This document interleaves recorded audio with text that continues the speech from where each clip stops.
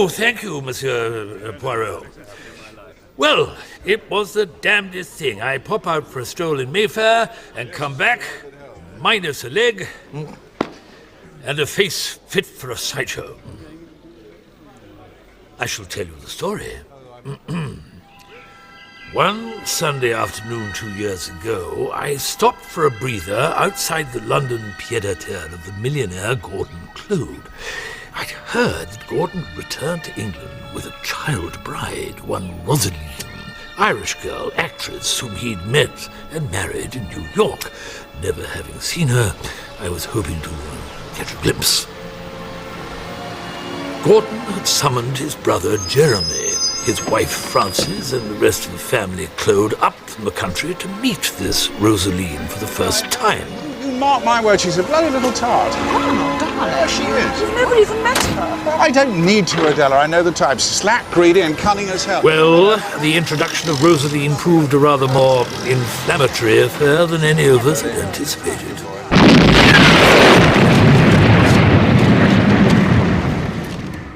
Gas. Someone called to say they'd smelled it.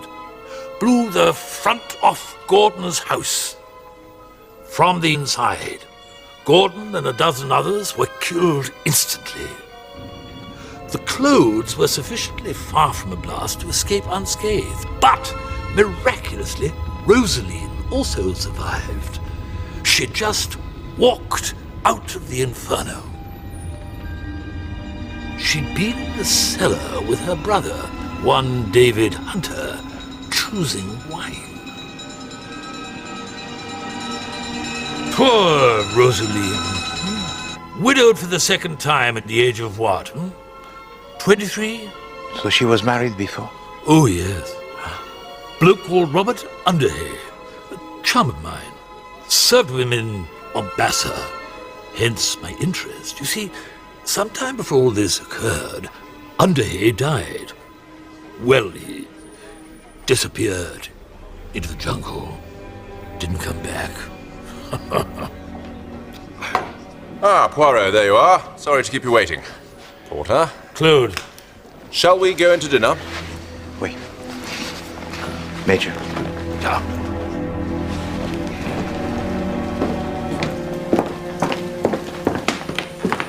Porter is an ocean-going bore with his story about my brother Gordon. He can't have known you're acquainted with us Clodes. Well, the death of Gordon must have the ramifications most substantial for the entire family, no? It's been an interesting couple of years, financially. Anyway, Lynn. Do you have news? She's coming back.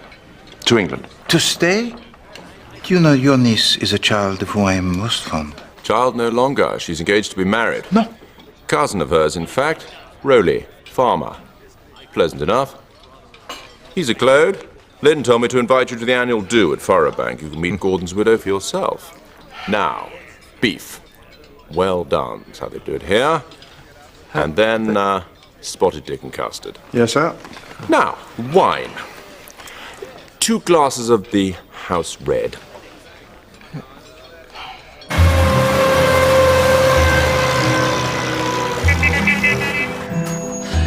Lynn. Well, naturally, we were flabbergasted. I mean, could you imagine Gordon at his age suddenly getting married? It was ridiculous.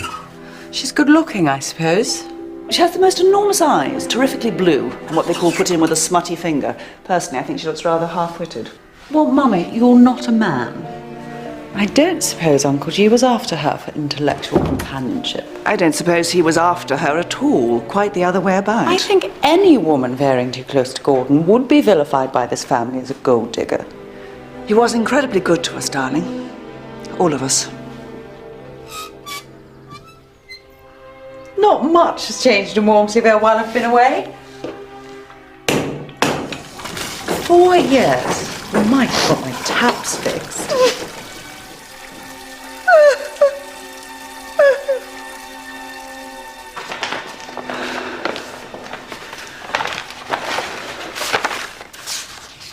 These are all unpaid. When your father died, Gordy took me to one side. He said, "Now, I don't want you to worry about money. Anything to do with the household, just put it in an envelope and send it to me." Well, you've put it in an envelope. Dear God. Can you recall one single instance of extravagance in this house? Can't what's-her-name continue the arrangement? The widow. All she'd have to do was write a cheque now and then. She couldn't possibly. Well, I doubt that Rosaline would object, but her brother would. Very, very nasty piece of work, that one. What's the brother got to do with anything? He controls her. Controls what, precisely? Everything. Her money, her diary, her conversation, such as it is. He runs Farabank as if he owns the place. Your answer, and I doubt very much that David Hunter really is Rosaline's brother at all. Oh, thanks, really.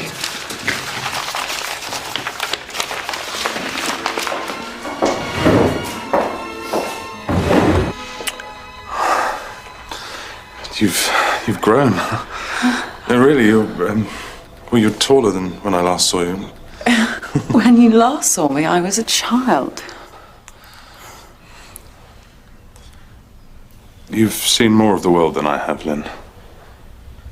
I've seen a lot of sleepy sickness in Africa. God. That's not what you mean, is it, Rolly? You're kissing me and you're thinking, I don't even know if she's still a virgin.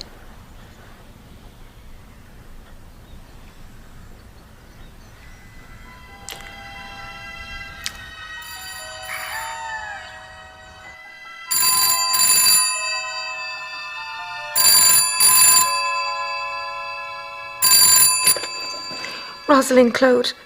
You're not a Clode. You're a slut. A filthy, stinking, Irish slut. What about me?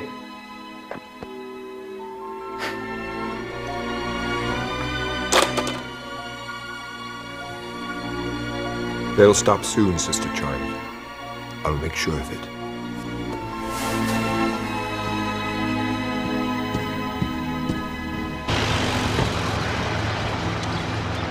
My good George, all things in my new apartment, they are delightful. Yet this morning I am troubled with a draft. And also, in the matter of the ordering of my books... Quite so, monsieur. Unacceptable. I'll have a word. Further abominations, monsieur, or may I serve breakfast?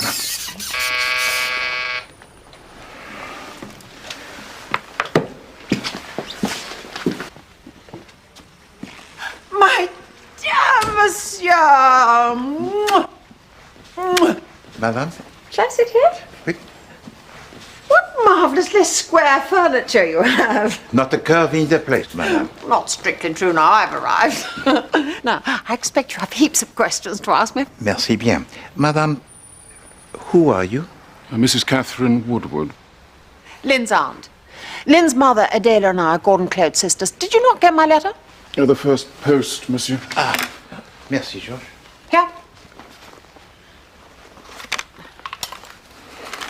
There we are. That's the fellow. Merci, madame. When I heard you were coming to Wormsley Vale to see Lynn, I thought, bingo, just the man for the job. You see, the Child of Light has been particularly forthcoming on the subject of Robert Underhay, Gordon's widow's first husband. The child speaks for the dead. But of course. First-class spirit. Very reliable. In his punctuality at séance, madame, or the accuracy of his intelligence? Both.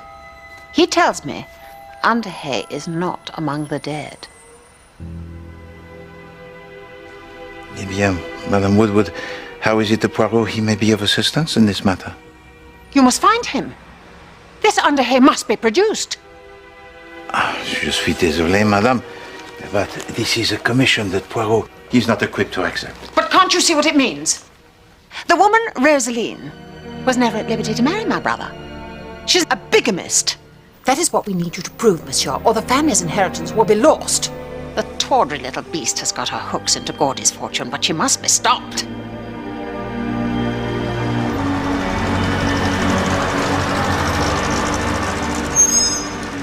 Merci.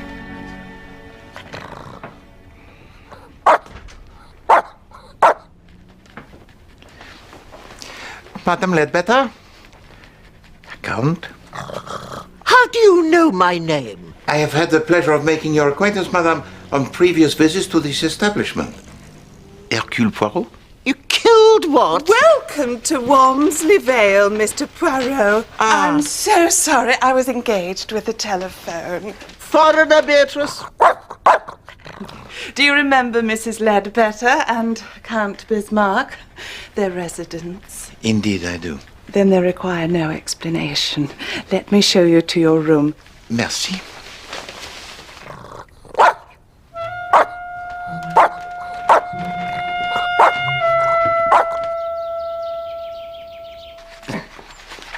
Damn it! Damn it! Me do it? What? Darling, what's the matter? I'm afraid you made a bad bargain, Francis. Please remain where you are. If you approach me, I may not be able to continue. Oh, God. The whole thing is completely, unutterably bloody. Is it a girl?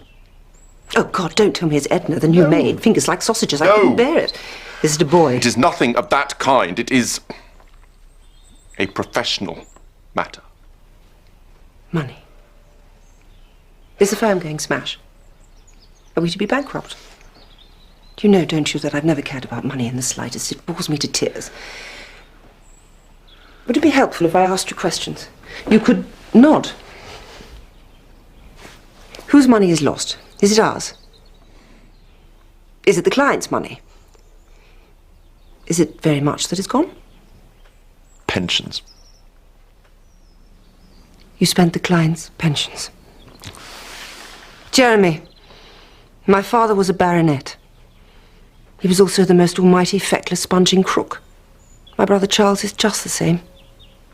In memory, my childhood divides pretty evenly between dining at the Ritz and flitting from rented houses in the middle of the night to escape the bailiffs. Can we mortgage the house? Of course, you must have done that already. Right. There's only one thing for it. It'll have to be a touch. Big one. Let's see if I really am my father's daughter.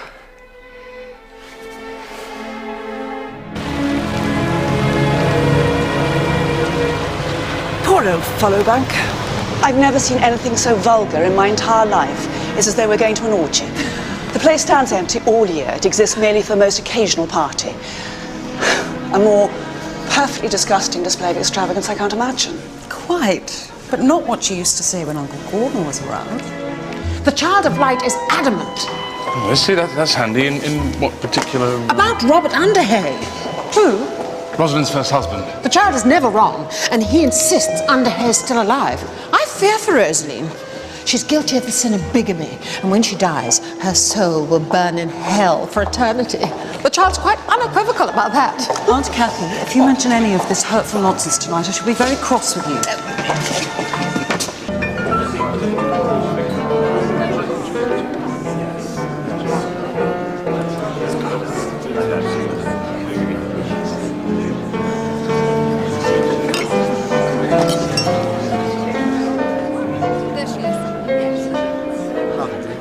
No, actually, I won't, thank you.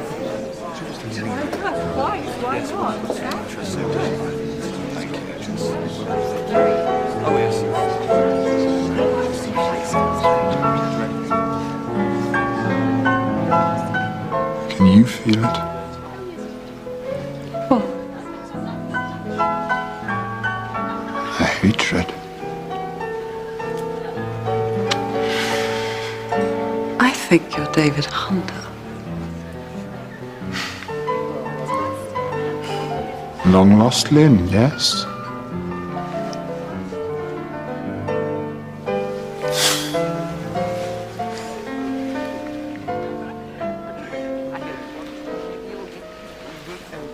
What is it that we're all hating? Me? My sister. Mostly me. I'm the one that keeps her little purse snapped shut when you lot are about. What's the noun, I wonder, for a bunch of clothes whose train has just run out of gravy? I don't know. A wilderness. A wilderness of clothes. Very good.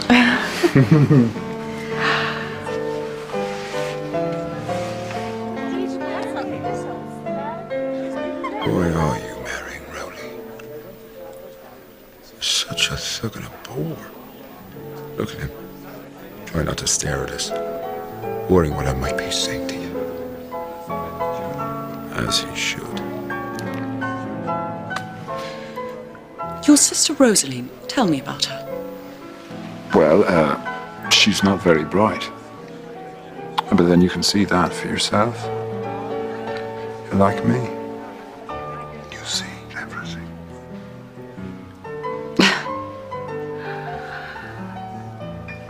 I don't think I'm like you at all, Mr. Hunter. David, my dear, you're very pretty, but you need beefing up. You absolutely must try these. Why? Have they got the poison in? What?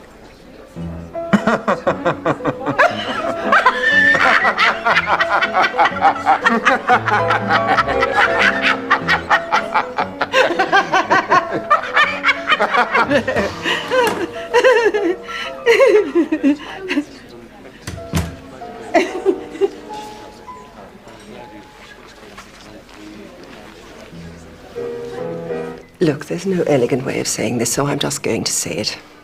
Jeremy's up a gum tree. I shan't bore you with the details, but a substantial amount of money that wasn't strictly his has been mislaid. You find this embarrassing, Rosaline? Imagine how I feel. How much do you think you're going to need? But to administrate an entire hospital in the heart of the jungle? Now that is a thing of some consequence, I think. Your letters sustained me. No. They really did. Gave me strength. But your father, he was a good friend, and I promised to him that I would observe your progress through life. Where he did not know, of course, that your progress would be conducted several thousand miles away. But he would be most proud of you, mademoiselle. Most proud. Oh, yes. Rosaline, I have absolutely no doubt that you have saved my marriage. I shall dedicate every moment I possess to making certain that you are happy and fulfilled and welcome in Wormseyvale.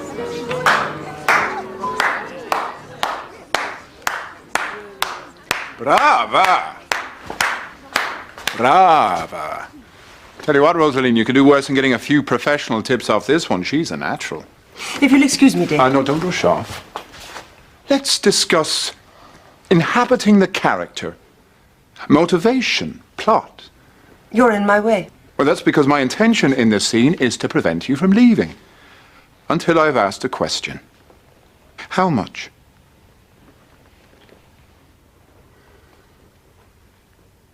How much? Whatever has happened between Rosaline and myself is of no concern of yours. Now that's a silly and untruthful thing to say.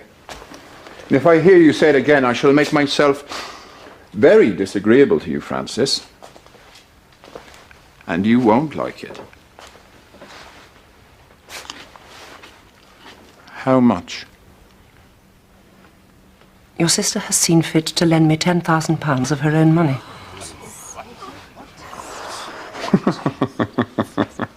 Oh, it's all in the detail, isn't it?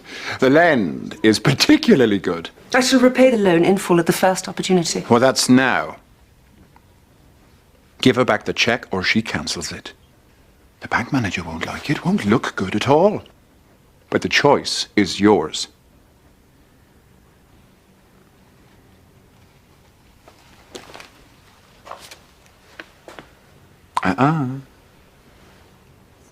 As you so rightly say, it's not my money. It's Rosaline's. You give it back to her.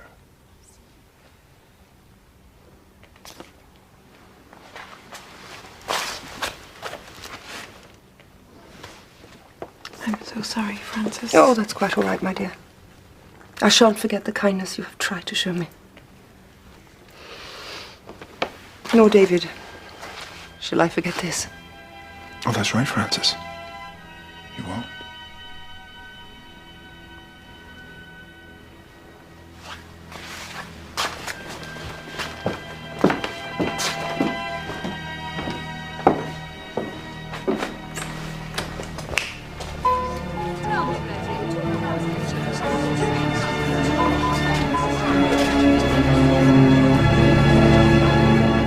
the most extraordinary evening. Good night, Rowley. Right, Adele. Don't be long, darling.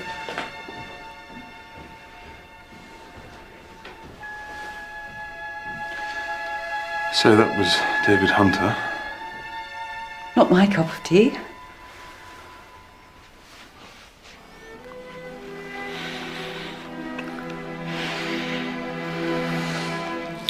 The answer to the question you asked earlier And what question?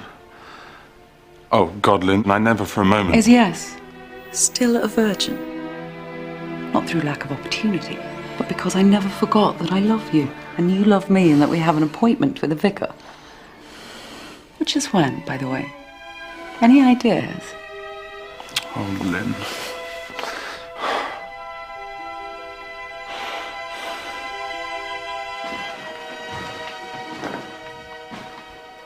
I want to go home. Real home.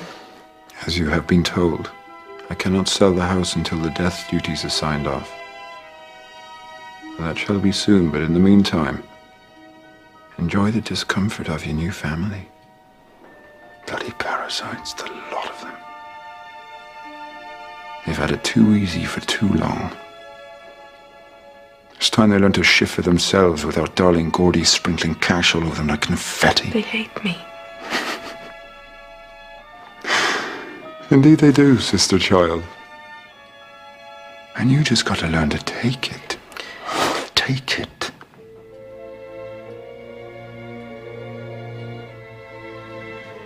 Now, what are you going to do? Everything you say, David. And everything will be. Peaches and cream. And so it shall. And so it shall.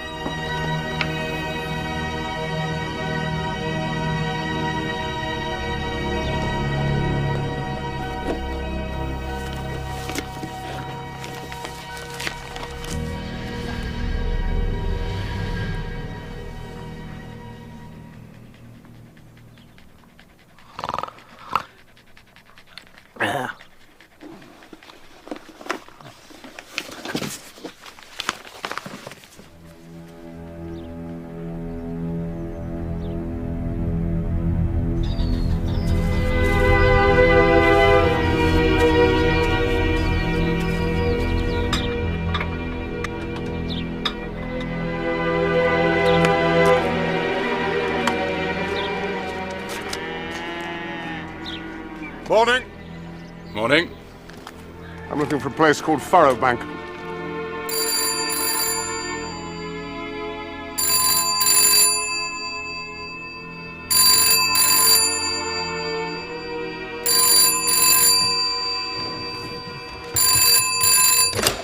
Yes. Do it with your brother, do you? Say your name. Say it! You do it with a corpse!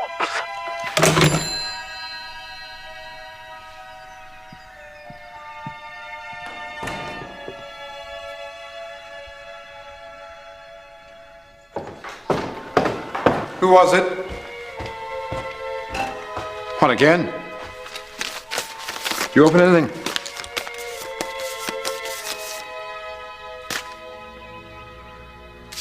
What's this? Came by hand? I didn't open anything. See who brought it? I spent enough time staring out the bloody window. Can I go now? No.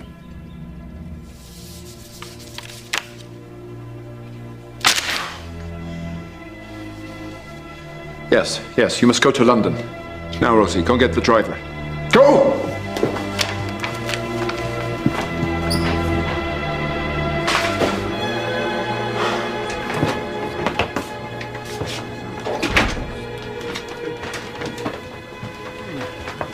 Mr. Hunter, isn't it? Mm-hmm. How can I help you? Well, a guest of yours has invited me to call upon him this fine day. Come.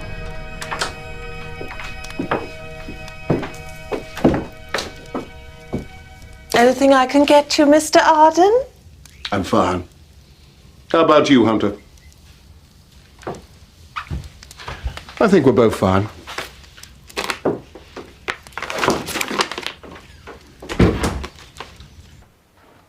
Call on me this afternoon to learn something of interest concerning the husband of your sister Rosaline. Doesn't say which husband. Only one husband, old boy. Robert Underhay. I tell you what. You say whatever it is you have to say, Mr. Arden, or I'll tip you out on the pavement on your scrawny arse. Old boy. I'm afraid old Underhay is in a bit of a bad way. Oh, people often are when they've been dead a few years. He needs pretty continuous medical supervision. Unfortunately, that can be rather expensive. There. That was it, the word we've all been waiting for. Now tell me, where does all this unfortunate expense take place? Well, that's the information I'm keen to keep from the Clodes. But naturally, if your sister feels unable to contribute to the cost of my friend Underhay's treatment, I'll be compelled to lead the whole pack of them to his door. Naturally. I'm only thinking of him. I see that. You, of course, have never actually met Underhay, have you? Perhaps I should just cut out the middleman. Speak to Rosalie myself. What's your view on that?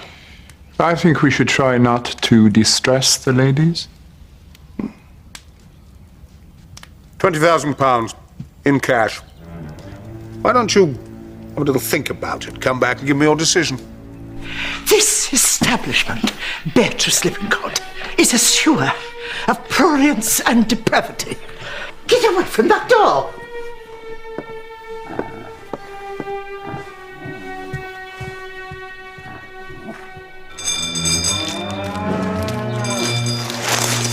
Come in, keep your hair on. Whoa, slow down. You're gabbling. Yeah, I've seen him. He came around the farm. Paunch, soft hat. Did he now? Wait a minute, this is... Christ, you're sure he actually used the name Underhay? And the bloke's still there, yes? And Hunter's gone? Yeah, bloody right, I'm going to want to have a word. So will Jeremy. I'll scoop him up and we'll be straight round.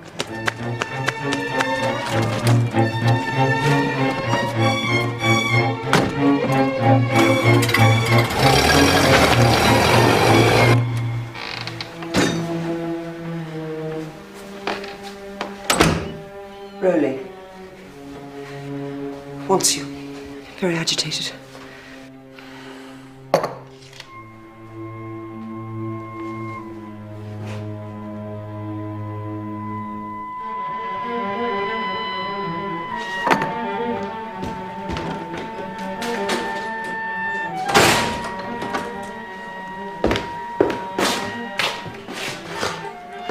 That boy.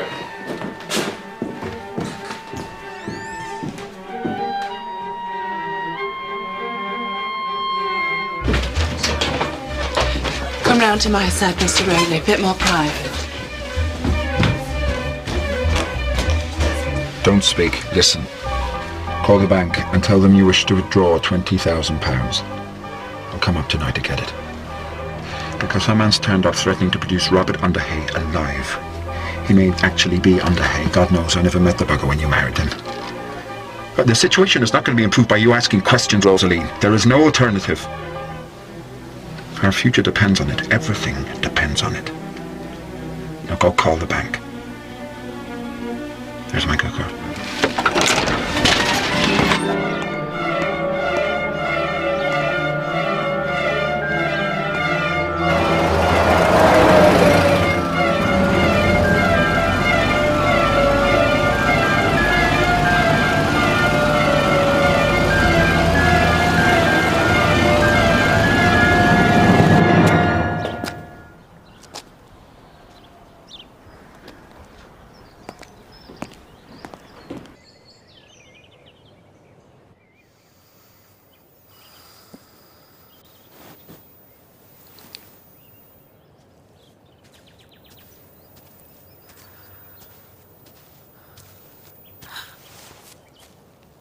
It's my moon. Do you like it? A hunter's moon. A good moon to hang by. You frightened me.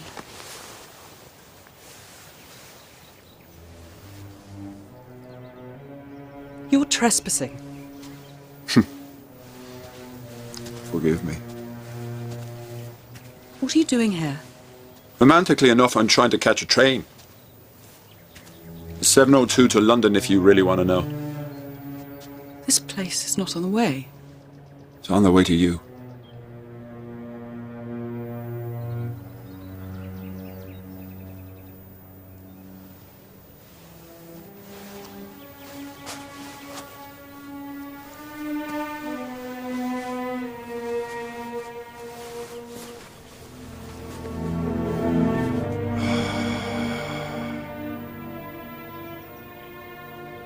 What were you thinking? Just now, here on your own, looking at the sky. Don't prepare your answer. Tell me.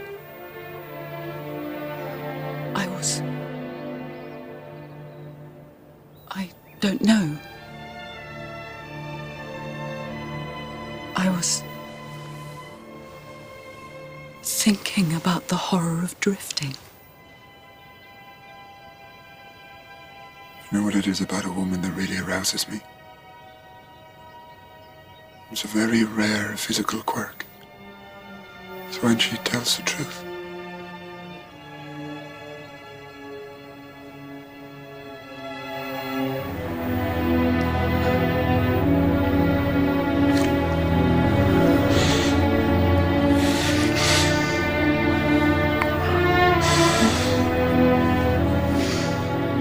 Not here.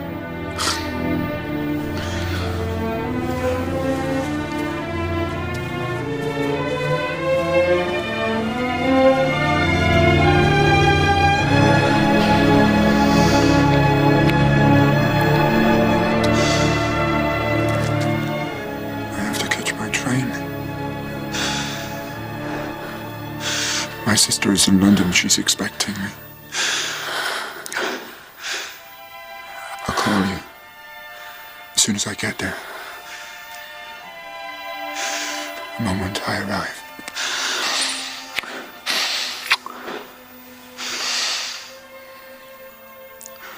Go into your mother.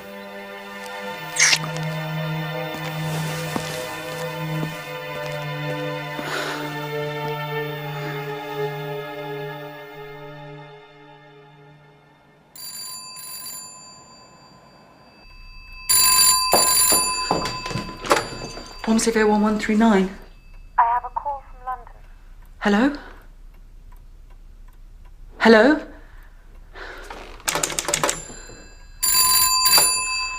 I'm here. Can you talk? I don't know. I can listen. David? You must marry Rowley, Clode. And do it quickly. Forget about me. I shall make it my business to forget about you. I don't believe you. You and I would tear each other to pieces. Destroy each other. You're lying to me. Why are you lying to me? I'd certainly destroy you. It's in my nature, Lynn, to desecrate the things I cherish. And I love you too much for that.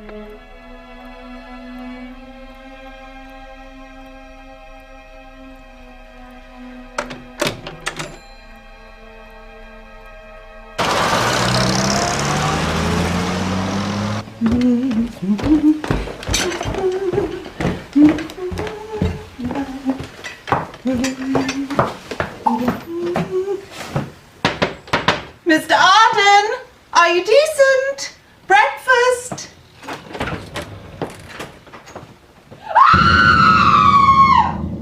Those Those are my gardening gloves. Ah, but mademoiselle, it is essential for the great farewell that it not be overdressed with ceremony, huh? You see, you are happier this morning, huh? Quite the reverse. But this morning I see things more clearly, which is useful. Well, bien alors. Of all the virtues, the English, they value usefulness. Monsieur, a man calling himself Enoch Arden has been murdered. Last night in the pub. I think he was Robert Underhay. God help me, monsieur, but you must come and sort this out. Please, you must come now.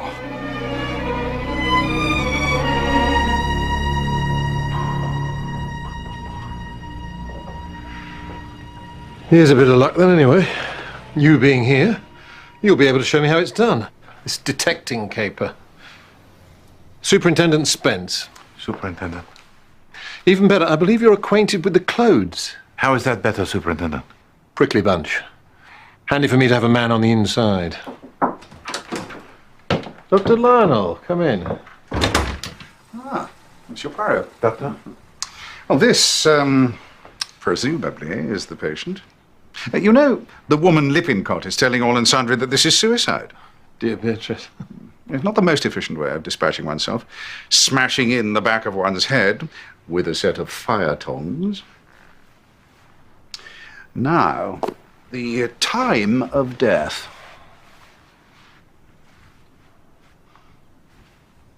Between 6 and 9 last night. I agree. I'm so glad.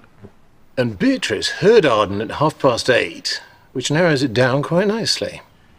Now, I will fill in the certificate, but if you don't mind, I must be getting along. I have other patients to attend to. Unlike this poor fellow, their treatments are billable. Mr. Clode, there you are, good. Is this yours, by the way? I found it upstairs in the bedroom. Not my colour, Superintendent. Quite right. Definitely one for a brunette, though. He must have had a woman up there. Yeah, where were we? You were upstairs looking at the dead man. I was down here being treated as though I'd killed him. Did you? I did not. I told you. Beatrice rang me up. She'd overheard this Arden character lobbing a colossal blackmail demand at Hunter, reckoned I should pop round and confront the bloke. So, around you duly popped? Wouldn't you? And what did he say to you, this Arden? Well, he didn't seem particularly surprised. In fact, he tried it on with me, the bugger. How much will the family pay for definite proof that Underhay is still alive? I'm afraid at that point I rather lost my rag. Told him if Underhay was still around, we were perfectly capable of... What is lost my rag? It's when you lose one's temper, thank you. So I told him if Underhay was still around, we were perfectly capable of establishing the fact ourselves. We're not, of course. That's why I came to you. At what time did you lose your rag, Mr. Clode? I don't know. Too busy storming off. Ask B. I have. She says 6:30. Then I expect that's when it was. I also expect B told you that Hunter came back here just after I left, which makes him the last person to see Arden alive. Eh bien, we shall have the need to speak to Monsieur Hunter and his sister. They're in London. Yeah. Superintendent, would you be good enough to make the telephone call and to give to them the invitation most pressing to come this afternoon to my apartment? I'll get a car to take us to London. Merci. Johnson? And George, the guests, Monsieur Hunter and Madame Claude. Already here, monsieur. Monsieur. Oui. Ah, merci. They've made themselves comfortable.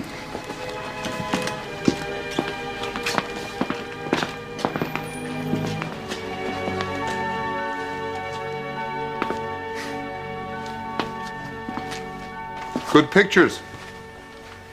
Poirot, you already know. Madame? And judging by the cheap shoes, some policeman. Superintendent Harold Spence. Superintendent Harold Spence.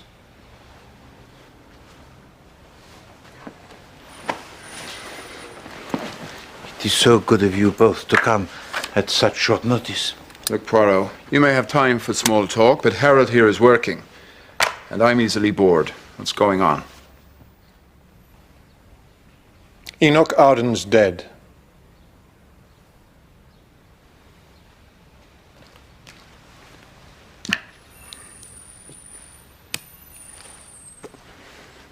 You interest me, actually, Harold.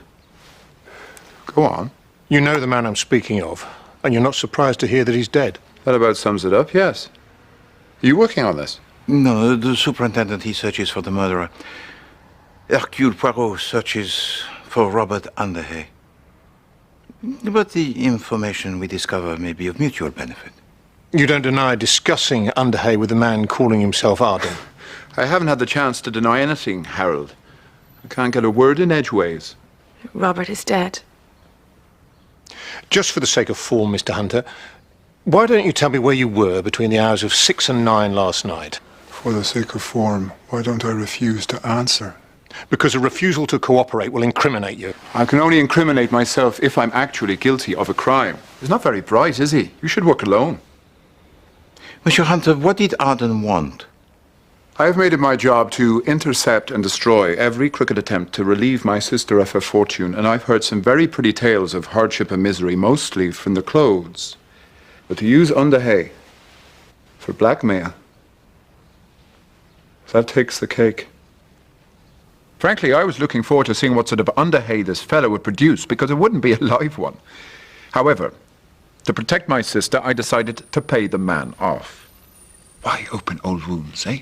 Beatrice Lippincott says you paid a second visit to Arden that evening. Why? To tell him he'd get his blasted money. And when I talked to him, he was alive. Madame Claude, the man Arden claimed that he knew your first husband for Robert Underhay.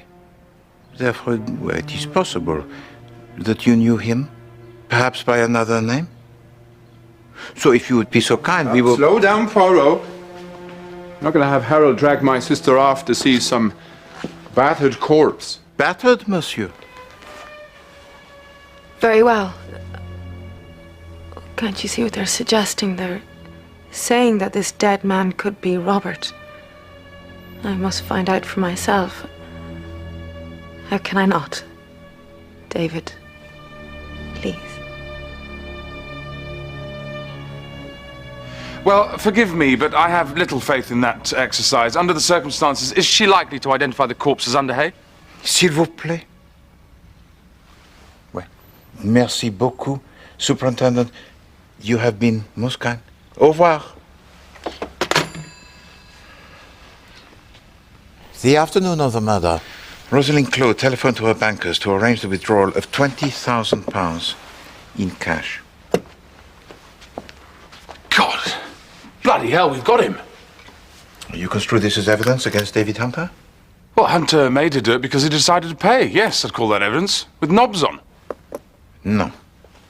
It is evidence corroborating the existence of blackmail. It is not evidence of the intent to commit murder. No, you cannot have it both ways, my friend.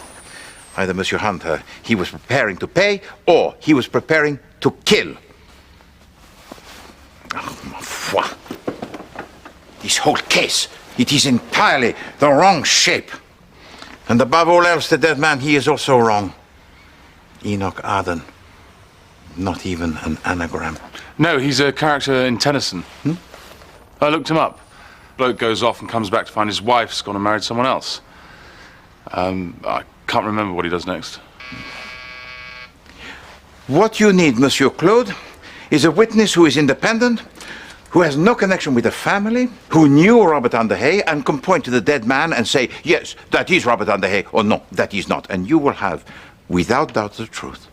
Yes, obviously, but where are we going to find such a convenient individual? Ah, Monsieur Claude, have you or have you not engaged the services of the greatest detective in the world? Viens, come and meet your star witness. Major Porter, greetings. Don't suppose you've got a smoke, Monsieur Poirot. I seem to have run myself dry. But of course. Oh, almost kind. But Lynn, don't you see? If this Porter character can identify the dead man as Rosalind's husband, it means he was still her husband when she embarked on a bigamous and unlawful marriage to Gordon. And that means Gordon's original will still stands. Yes, exactly. And that means quarter share of the entire estate to Jeremy, quarter to Kathy, a quarter to your mother, and a quarter to me. Now, if we all worked to ginger up proceedings, we could have the money in our pockets by this time next year. I won't have you pig it, Lynn.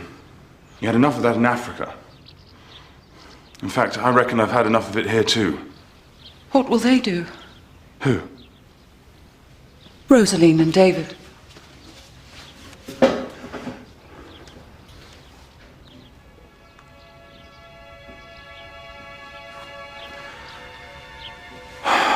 You're a good woman, Lynn.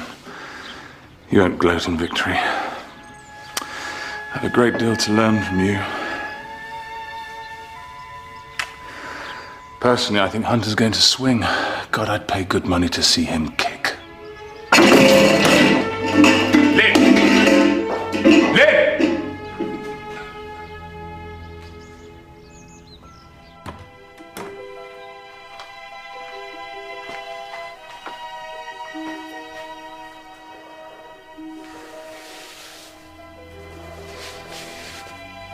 I didn't do it.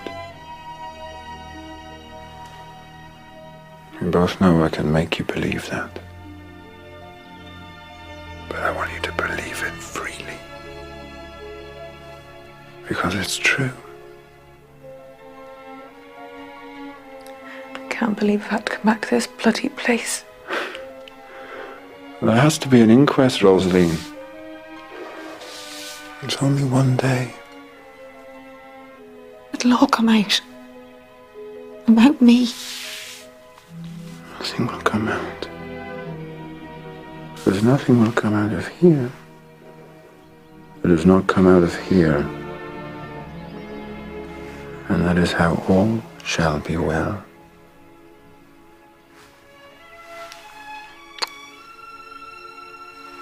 Now come. I have something for you.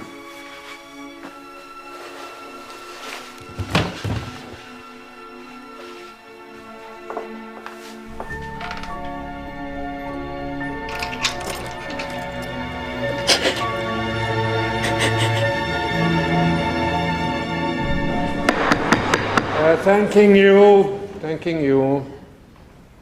Next, call David Hunter.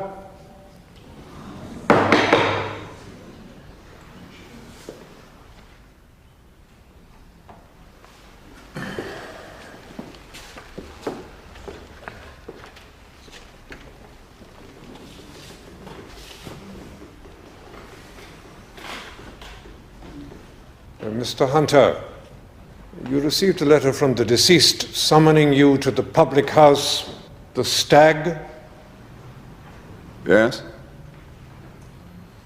Do you still have the letter? No. I can't see the point in saving unsolicited messages, can you? Do you suppose it's sensible for a man in your position to adopt such an insolent tone? What do you mean, my position? I've never had a position in my life. This is very ill-advised, Mr. Hunter. We are trying to establish the cause of death of a person to whom you have a Precisely. And you've already done that. Heavy object, skull, bonk. The man, whoever he was, is dead. Somebody killed him. But you have no mandate to speculate on the matter, no authority to harass witnesses. You're a doctor on expenses.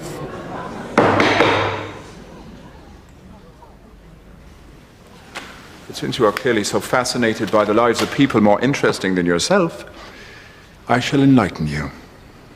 While murder was being committed in the Stag, I was elsewhere. And that can be vouched for by a lady. Does this lady have a name? Obviously. But you're not going to hear it from me.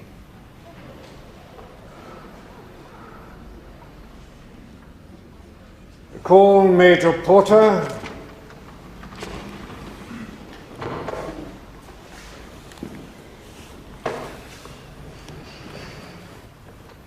Major, is it correct you have been taken under supervision to view the body?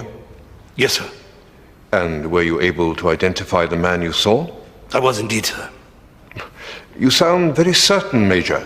Absolutely no question about it, sir. The man I saw was Bobby Underhay. Yes.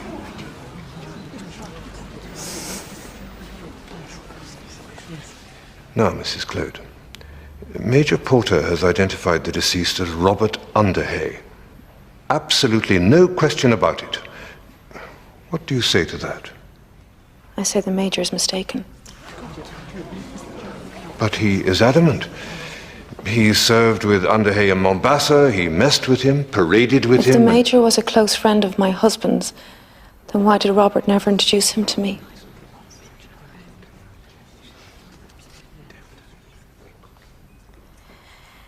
Every morning for 2 years, I watched Robert Underhay take a bath. I listened to him sing, "Your baby's gone down the plug hole." I slept beside him in his bed. Did Major Porter do these things? I loved Robert. I knew him. He died. It was awful. It is beyond madness to suggest that he has somehow been resurrected and brought from Africa to Wormsley Vale and that I should not know him.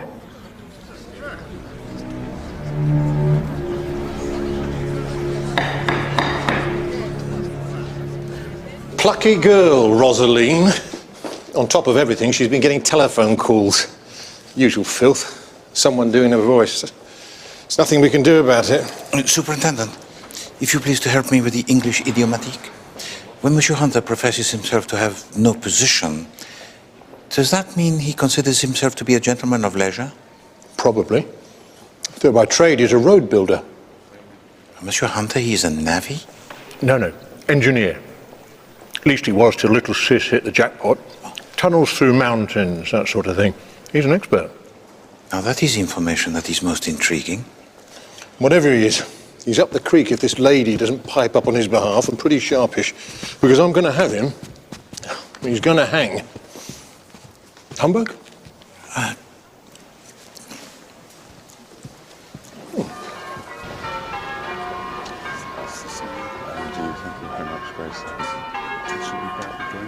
Hopefully, Monsieur? Sorry, have you got a moment? Wait. Bit off accosting you like this among the graves. I'm not entirely sure where we go from here. I asked you to find Underhay, and as far as we're all concerned, you found him. Wait. What remains now is to prove the fact in court. Rowley's worried, Monsieur, that the money being used to retain your services should now be spent on barristers. Eh bien. Poirot, he waives his fees. It is my wedding present. So kind, Monsieur. Isn't it, darling? So generous. Thank you. Monsieur Poirot always knows what it is people need, even if they don't know it themselves. No, in my experience, mademoiselle, people always know, but are sometimes reluctant to admit it.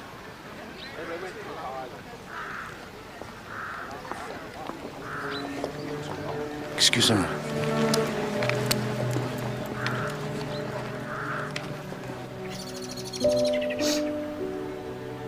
Do you know when the priest is buried, he is always facing his parishioners? Why? Because when the day of judgment he comes and the dead, they all arise, he can greet them and lead them through the gates of paradise. It is a beautiful idea. He shan't be leading me. You must not say that, ma chère. Despair is a sin. I'm cut off from the mercy of God. No. Nobody is cut off from the mercy of God. Ever. I tried to pray. And it feels like I'm gonna choke. God is patient. I'm just a simple farm girl. I never wanted any of this. Holy Mother and all the saints, sir. But I'm a wicked bitch. You have told a lie. The man you saw was Robert Underhay. No. And your brother, he killed him. No. That is what the police believe.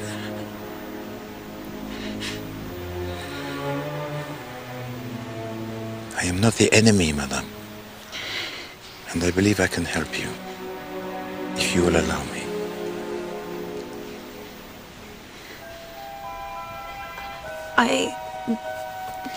It's David. I need David.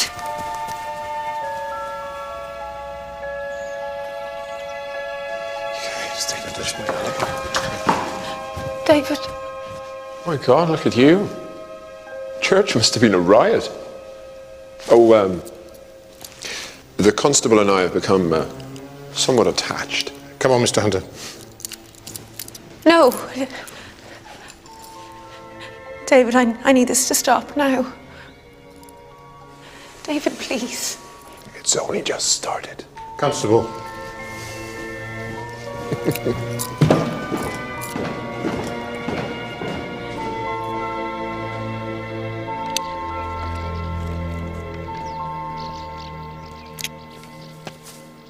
Monsieur, I hoped that you'd come. I wanted to talk to you earlier, but I couldn't. Wait, I noticed at the church you were not happy. I've changed, Monsieur, and I don't quite know how to cope. No, mademoiselle, you have not changed at all. You went to Africa because you wanted to get away from England, huh? Because what was England to you? Your school that was cold, the food that was grey, the climate that was dismal. All of that?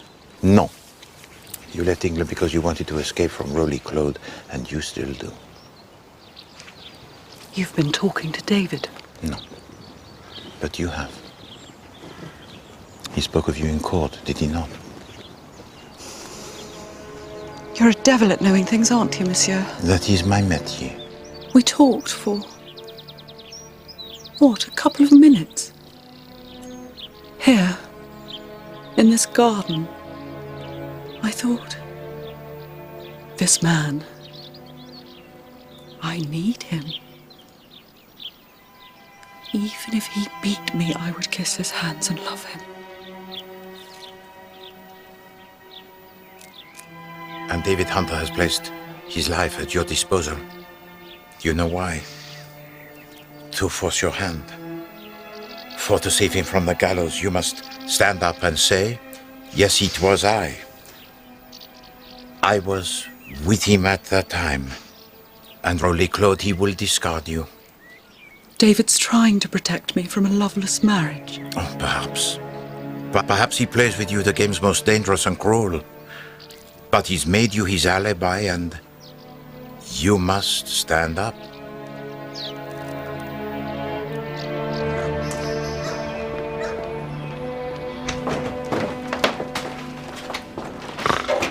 I said. Madame? How was church? We don't go, of course. Lionel's an atheist, and I converse regularly with Joseph of Arimathea, so I really have no need. Sit.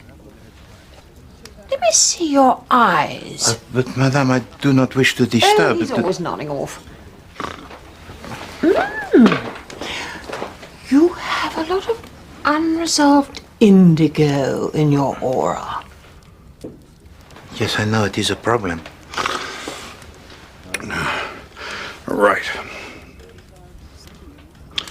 How can I help you? See, never very far away. No. Monsieur le Doctor, could you tell to me if the medical aspects of this case are entirely satisfactory? Kathy? Shove off. Righto. Can't be in the room when he discusses blood and horrors. I'll just go and powder my, you know. You don't suffer from your bowels? Mercifully, no. Sound constitution and a clear conscience. I'll tell you what's wrong with the medical aspects of this case, Poirot. The murder weapon is not what killed him. Smothered in gore and blood and hair, but... it is the wrong shape. Clever you. Monsieur le Doctor, where were you at the hour of the murder? Here. I was called out to Cicely Ledbetter, which means having listened to her rant for an hour. But she pays well. And check if you like, wake her up. But you'll need your tin hat. If you please to excuse me, Doctor.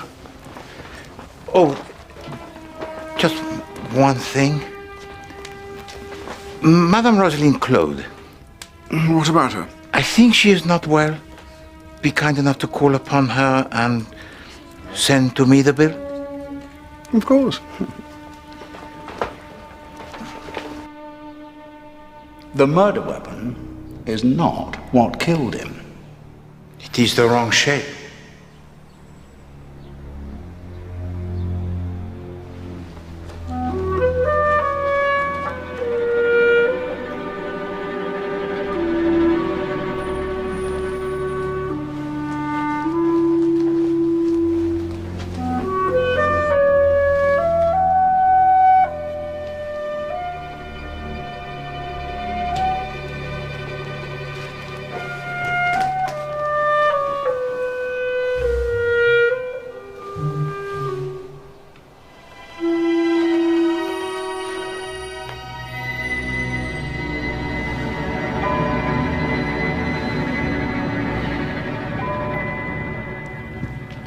Not so fast, sir. Madam. I know jolly well what you are, sir. You're a pimp, sir, that's what you are. I've seen the floozies traipsing. Floozy? Up and down the stairs the night that idiot was killed. I saw that vinegar-faced doxy with her hair tied up in an orange scarf. I know your game, sir. This woman in the scarf, madame. She was up the stairs or down? She was scuttling down, having leached the vital juices from your customer in number 3. In our garden? What? Did you report this observation to the police? The police? Where? You direct them to me. I'll make the stinkers hop. What you make hop, Madame Ledbetter, are the little grey cells. And they speak to Poirot.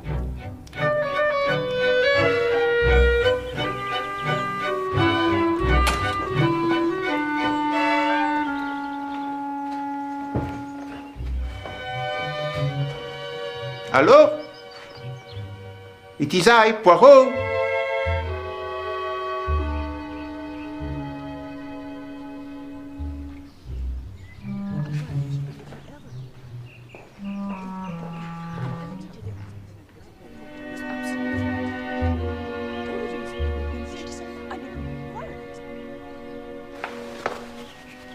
Yes. Are we seriously under suspicion for bludgeoning a man to death? I call it a bit thick. I mean, it were Underhay. We would have prostrated ourselves at his feet. He'd have been our saviour. Well, yes, indeed. The position most desirable for the dedicated blackmailer, no? Madame, there is strong evidence that the murderer may have been a woman. You are not obliged to tell to Poirot anything, but it may spare you the less delicate intrusions of the police. Very well, fine. I was here with Adela, playing... Hangman. Hangman. But you see, that was not so painful, huh?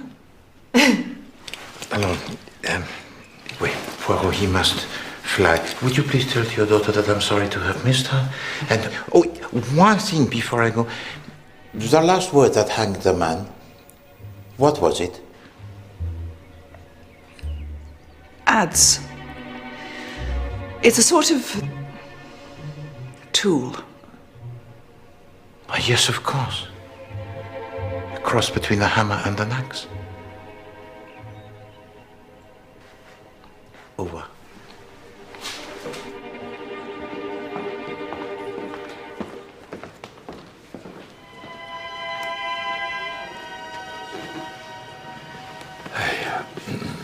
Anything I can help you with, Major? No. Thank you, Gerald. That's what I ordered. Sir?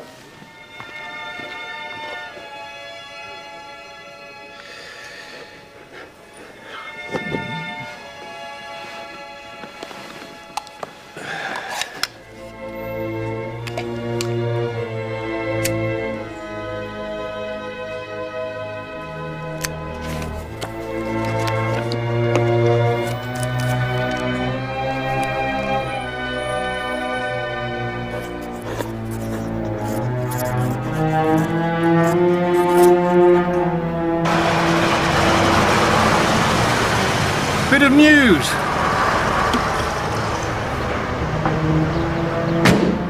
Bit of a blow for the Clodes.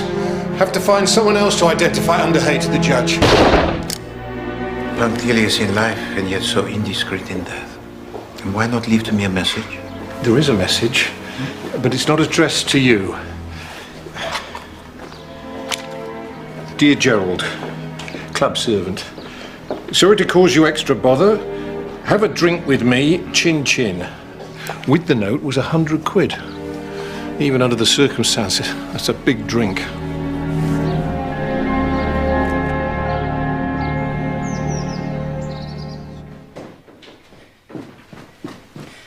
I'm sorry to have kept you waiting, monsieur. Jeremy isn't here, I'm afraid. But Poirot, he has come to see you, Madame Claude. Well, he has some information that you might find distressing. Oh? Were it not that you are already, I think, in possession of the facts.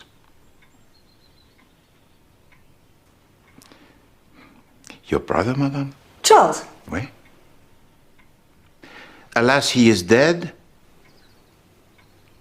Oh, that is bad news. When did you discover that? I discover it with certainty even now as we speak. But you have endured this knowledge for many days, no?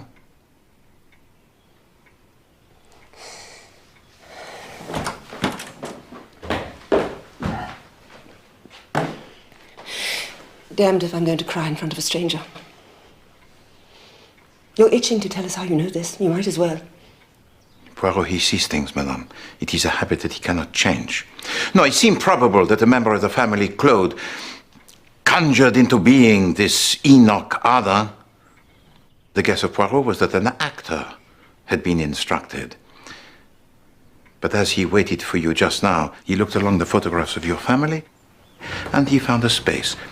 A space where a photograph, it has been removed.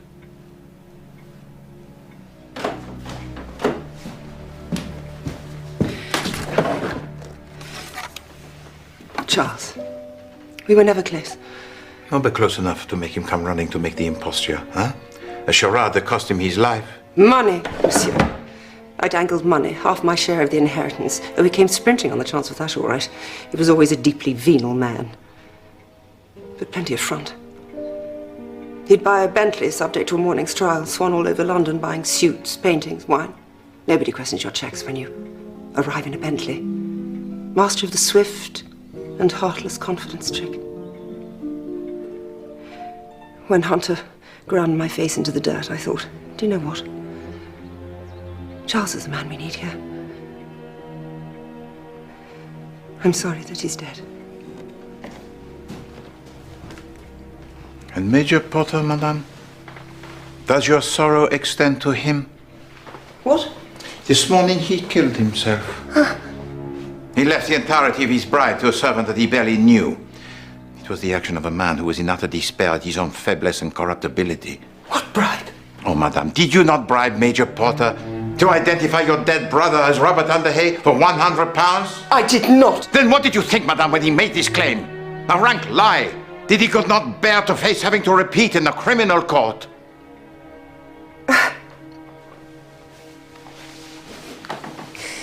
To be absolutely honest, monsieur, nothing surprises me anymore. The world has gone mad.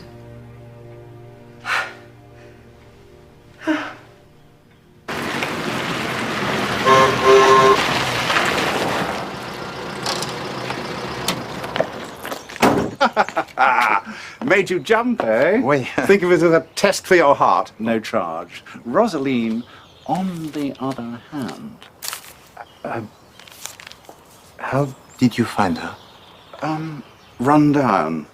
Under the weather. I mean, I think that can't be patched up with a few vitamin supplements, you know. These I have furnished. Now, effectively, what's wrong with her is shell shock from the blast. I mean, living with a bloody wretched brother doesn't help, of course, but there again, that's beyond my remit. My terms are 30 days. Comment? Ah, la douloureuse, oui. It's the tragic moment when one must pay for what one has consumed. Huh?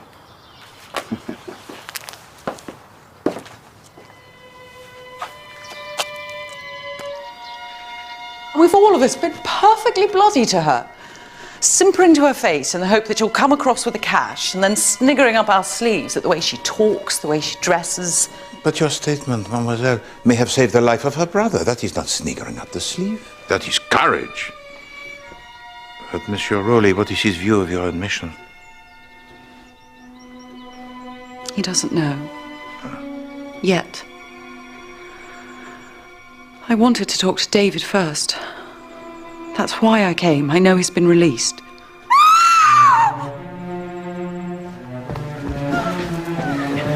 What is it? No, mademoiselle. Mademoiselle, please. Please, let Poirot. Trop tard déjà, hein? Trop tard? Not too late. She's breathing. Get Salva Latterly and call an ambulance. Smelling salts ambulance, now! Let me get her up on the bed.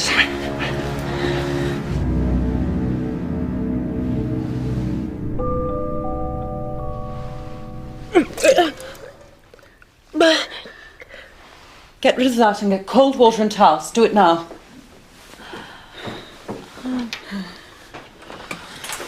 Sorry, but in the bush one has to get a bit shouty to make things happen. You are magnificent. May I? Madame, you will permit Poirot? I don't know why that keeps happening. It is like the bilious attack. It is a result of ingesting too much morphine. Even for a hardened addict like Madame Claude, the dose was most substantial and designed to kill her.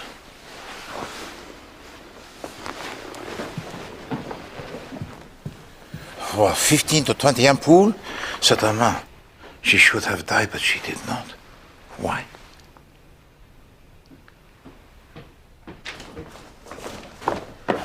Oh, now, here's a very pretty scene. David. Don't speak to me. Don't look at me. I never asked anything of you. Your running to the police earns you nothing. Do I have you to thank, Poirot, for saving my sister's life? Tell me, did you actually catch the Marchmont woman in the act? Poisoning her? The only act, monsieur, it is yours. You are the source of poisons here. I regulate the amount of opiate Rosaline takes, and I have done so ever since the blast. Wherever we go, the filthy stuff is kept under lock and bloody key. No. Not today, monsieur. No. Your sister, she wished to kill herself. Who enabled her to try?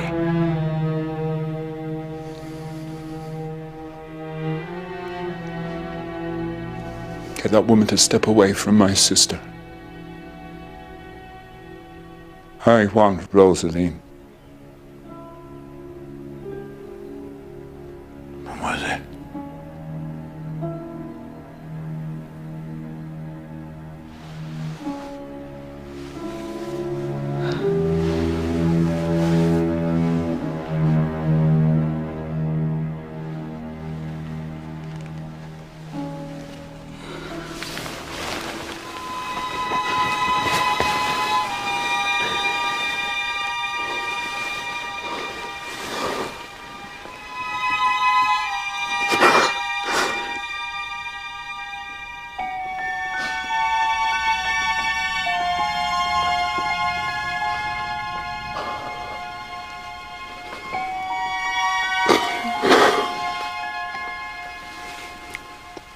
Desecration means everything I draw close, I defile, make foul.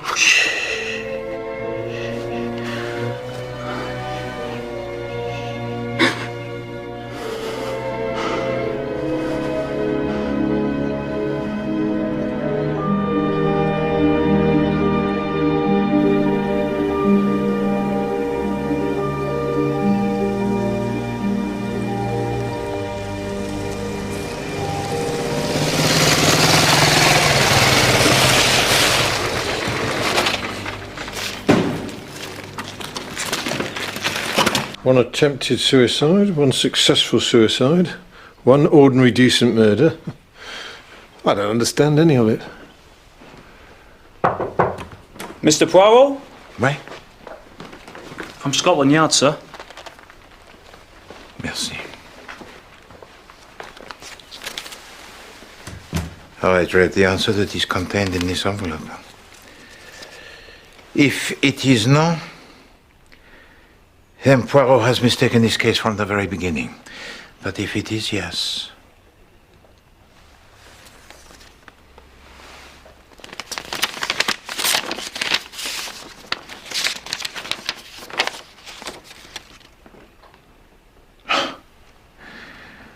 Poor imbecile. You ordered the newspapers, you read them. You should whip yourself around the town. Not asking this question before. The answer, it is yes. You know who's done our murder? There is no murder at Wormsley Vale. But it is a place that harbors one who is guilty of the most cynical, merciless, abominable slaughter of many blameless people. Many. A carapace is torn away, mon ami. And the evil it is disclosed.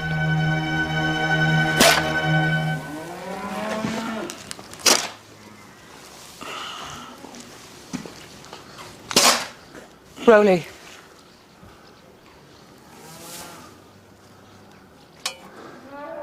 You've been crying.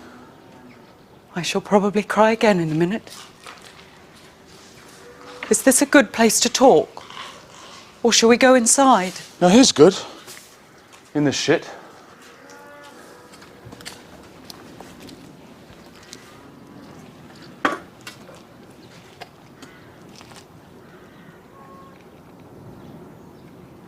I can't marry you, Rowley. You know that, don't you? It's a relief, isn't it?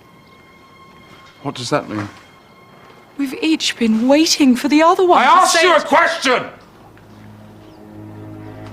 It means, Rowley, that you and I are not suited to each other, and to pretend otherwise would be to condemn ourselves. So who am I suited to? I'd be fascinated to know. Somebody who properly appreciates what you're trying to achieve here. Someone for whom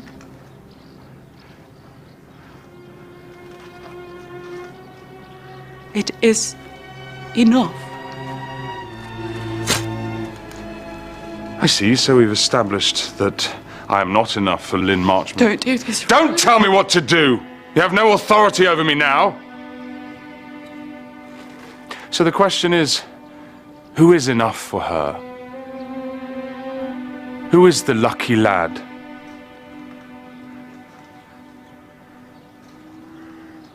David.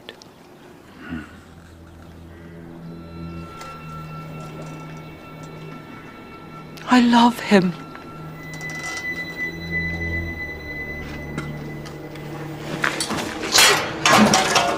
He loves me. I don't for a minute imagine we'll be particularly happy together, but the funny thing is, I don't care. Love is bigger than happiness.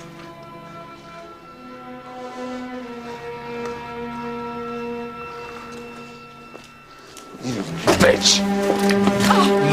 Bloody bitch! Love is bigger than happiness! Bloody heartless bitch! He's trying to have you, Len. No, that wouldn't be right at all. Please.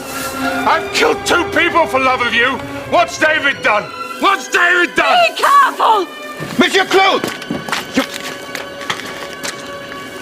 You will help the lady to her feet. Immediately!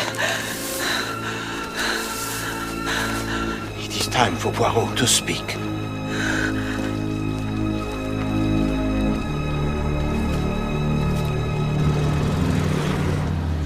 The death of Rosaline Claude. Through whose mind has this thought not crossed? Huh? Could anything be more convenient for the indigent family, Claude? She's not dead, Poirot. No, monsieur, she lives.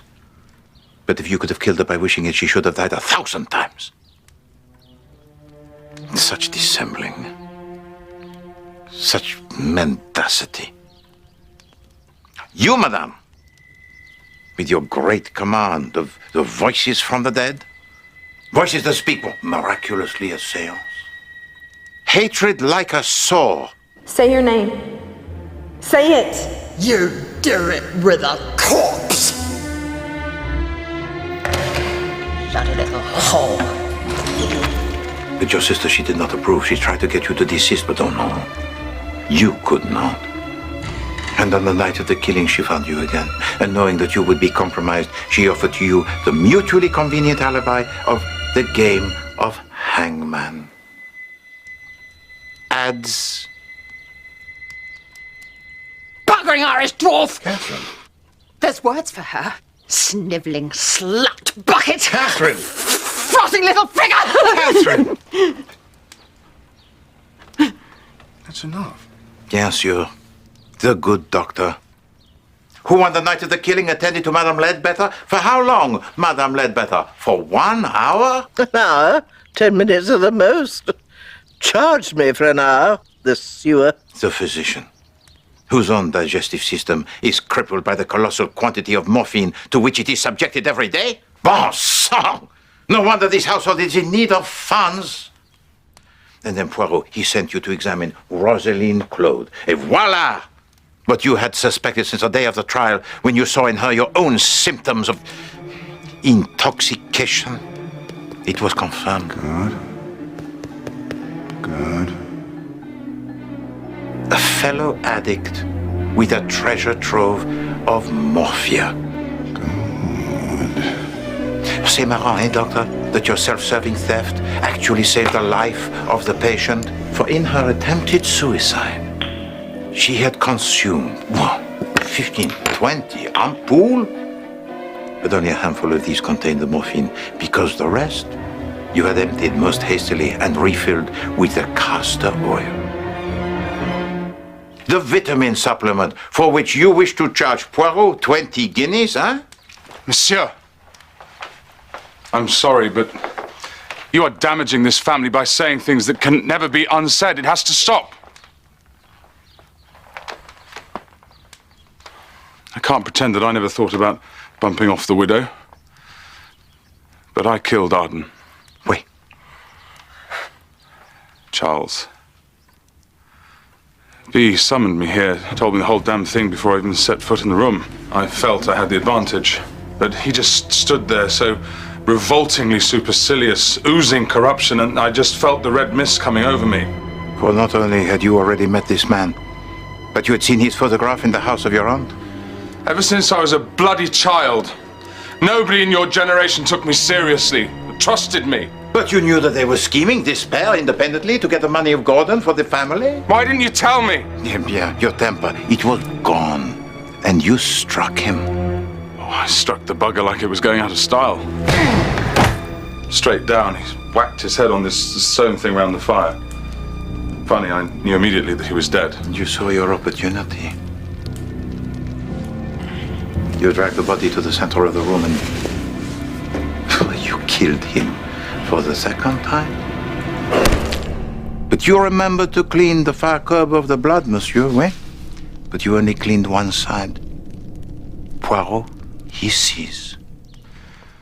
I was pretty confident that what with B's enthusiastic account of what she'd overheard, that this whole affair would be laid squarely at Hunter's door. That suited me well enough. I knew Lynn had fallen in love with him. Knew it before you did. And then came the pretty little comedy of the poor Major Porter. How do you know it was me who set him up?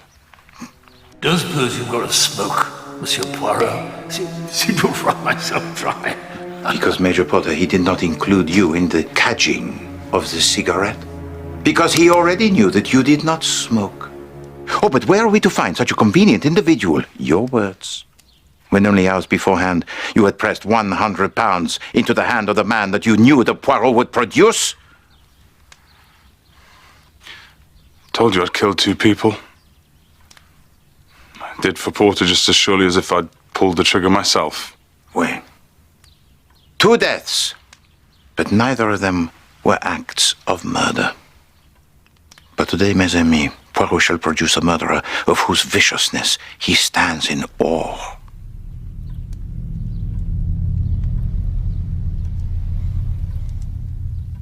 What about the tart in the headscarf? Madame Ledbetter, now that is a question that is most apposite. Can't understand her at all. No, but she is here with us now, madame. The cold-blooded murderer of whom I speak.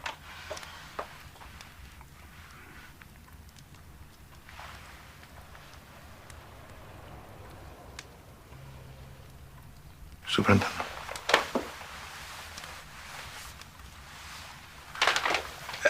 Purely for the sake of form, Monsieur Hunter, would you put on this scarf? You'll have to do a little bit better than that, Poirot. Very well.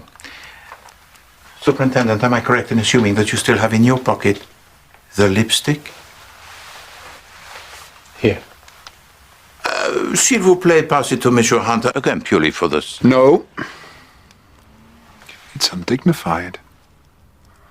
Peculiarly lacking in dignity at the time, too. Then perhaps you might explain to us why you thought it necessary. Would you mind awfully doing it yourself? You seem fairly comfortable with the sound of your own voice. Very well. At 6:30, you return here to say yes to Mr. Arden that you will pay to him the blackmail money. But you find him dead. And you realize that you are in imminent danger of being chained to a crime that you did not commit. So, oh no, you must not be here. You should be in London. So you seek out, or no, you converse with Mademoiselle Marchemont. And in her statement, we find that you told to her that you had to catch the 7:02 to London and that you telephoned her from there soon after 10. Hein? Pas possible, monsieur.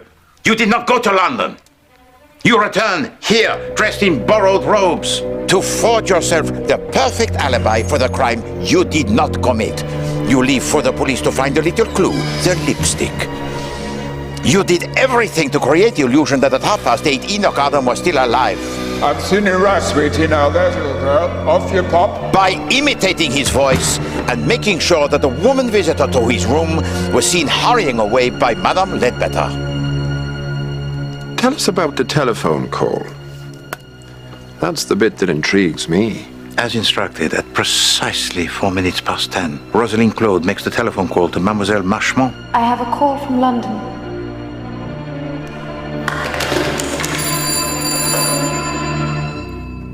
David? I'm here. All of which proves that I am alert to the hideous subterfuges to which this family will stoop. But none of which makes me a murderer. And then you left unlocked the door to the cabinet that contained the morphine. Oh, yes. That was remiss of me. Why did I do that? You knew that if you gave to her the opportunity, she would take her own life.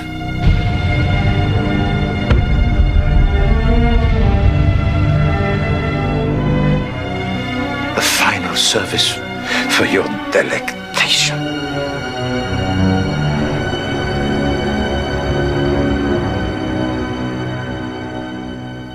Never. I would never harm my sister. No. But that lady presently watching you from over there, she is not your sister. Heavens. No. Her name is Eileen Corrigan. What? A simple farm girl, as she defined herself to me at the church. And whatever the papers may say, she did not die in Mayfair 2 years ago. No.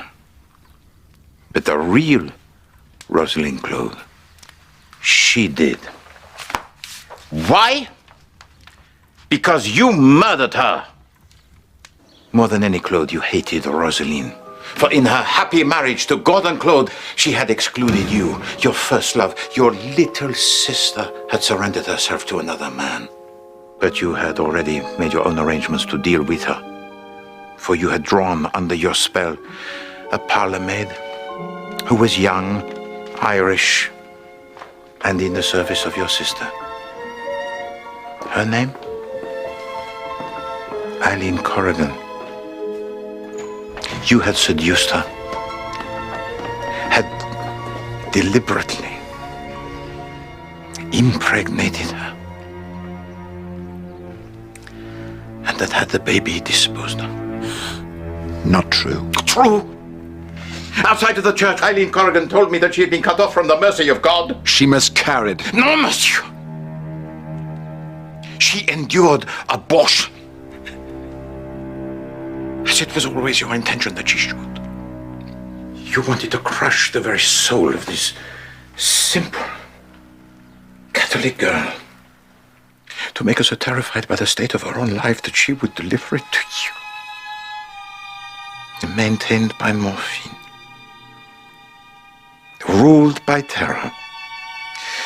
Eileen Corrigan would do whatever you told her to do. Why? Why? Because you, monsieur, offered her salvation if she did. And the fires of hell if she did not. And what you wanted from her that day was to become in totality, huh? The widow of Gordon Claude. But your sister, she had a concern for you. She knew that her marriage had upset you, so she wished to use the occasion of this luncheon as a reconciliation. She wanted to beg your forgiveness, to have a share in her good fortune. Dear God, David. What in hell is happening here? But there was no forgiveness to be had. You punish her by taking her fortune for yourself, and so you'd send to her death, most violent, your only sister.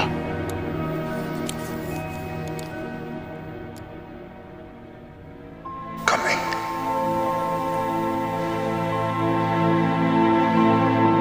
Cover my face. That's what you said, Mr. Hunter. And that's what I did. And I found pleasure in it.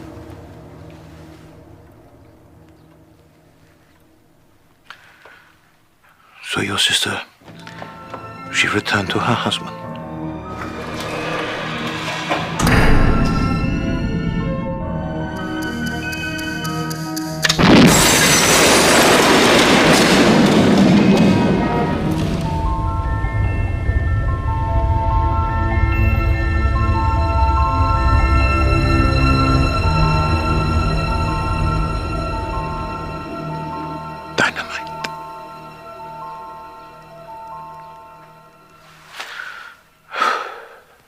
There was no accident of gas in Mount Street. No. A letter received today from Scotland Yard contained the expert forensic evidence confirming my suspicions. There was only the premeditated explosion of a bomb. A device built and operated by you, David Hunter, engineer and road builder. How depraved. God, how evil does a man have to be to cause the slaughter of so many innocent people for the concealment of a single murder? If God should withhold his mercy from anyone on earth, monsieur, it surely will be you.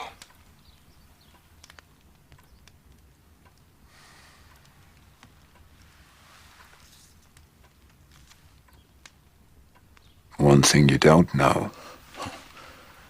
How many sticks of the blasting stuff is ticking away around this room? I can't honestly say myself. I did it in a bit of a hurry. But quite enough to blow this dreary little pub half a mile in the air. No, you won't. You won't do it. You won't do it. Because you love me. You love me, David. And this time you will care for what you love. You will not destroy it.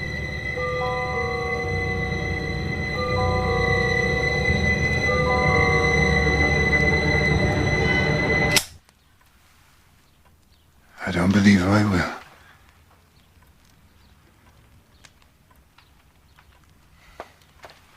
Besides,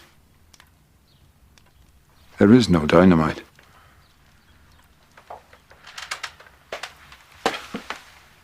I had you going, though.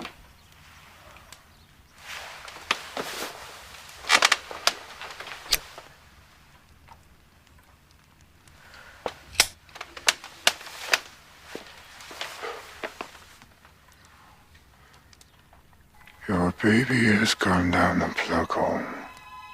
Your baby has gone down the plug. The poor little thing is so skinny and thin. It ought to be washed in the jug.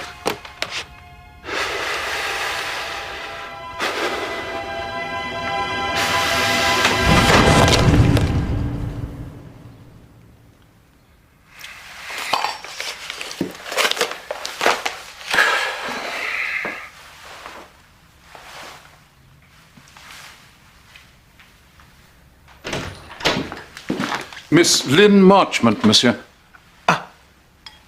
Bon, show her in, George. This is a pleasure so unexpected, mademoiselle. So this is for me? It did not make me popular on the underground. Open it. It happened yesterday. I suppose you read about it in the newspaper. Wait. The members of my rich family still speaking to me keep saying how lucky I am. And what do you say, mademoiselle, to them? I say goodbye, mostly. So you return to Africa? It's my home. But you will come again to see Poirot, huh? Sometime? Don't know. Might do. Can't promise. Oh. Look, open that, will you? Before I blub. I don't want to blub. I got her from an Arab. Her job, apparently, is to watch over your house so that only good things are allowed to enter.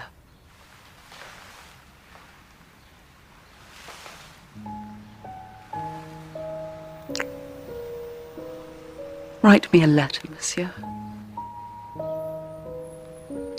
I like your letters.